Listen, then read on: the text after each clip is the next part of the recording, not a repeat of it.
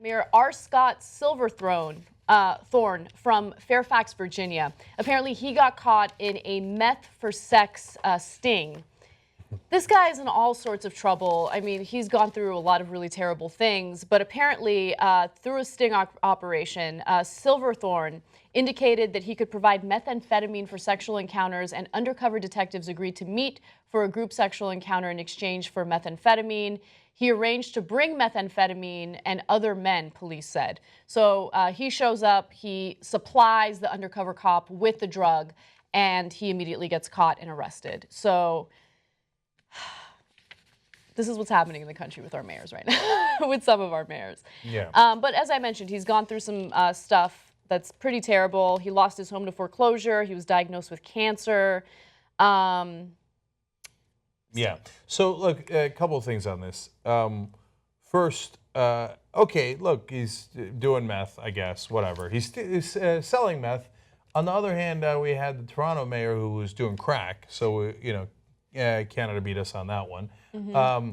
But to me, the more interesting part was, what is he selling the meth for?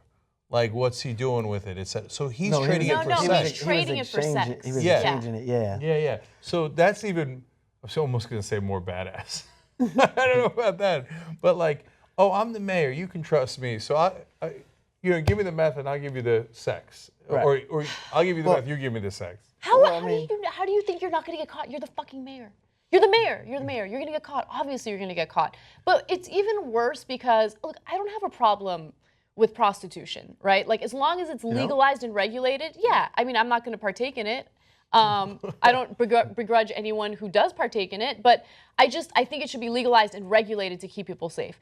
The reason why this is really bad is because it preys on people who are addicted to a super harmful drug, right? So if this was a case where he was exchanging money for sex, I wouldn't even cover it. Like, who cares, right? But this is a little shadier. But then when you look at this situation, that was one thing that I was looking at. Is he just specifically going for certain meth addicts or certain people that are on the drug? Like, what happened to just the old conventional, $20 for a BJ, $50 for this? Yeah. Or where's the actual menu for it? So it makes it a little weird. And then they said they got both of his suppliers as well. So it's like, did he have arrangements with these meth labs? Is he funding the meth labs? Is he really getting, into the meth trade in this part of Virginia and helping out other people? So, I mean, it kind of seems like it goes a little bit deeper than just him, going around on the DL trading meth for men when he has, or maybe he just doesn't have the money though.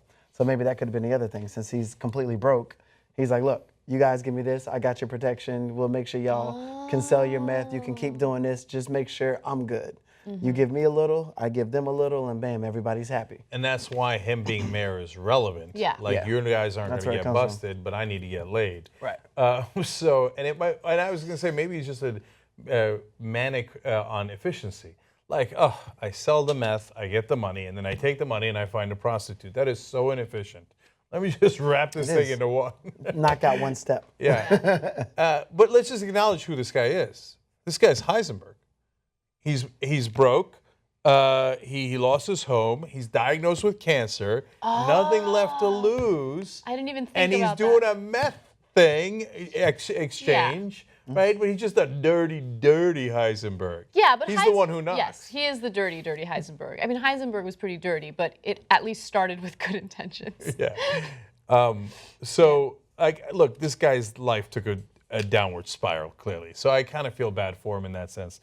But you can't use your office for gain, obviously. And it's just generally bad practice to exchange meth for sex.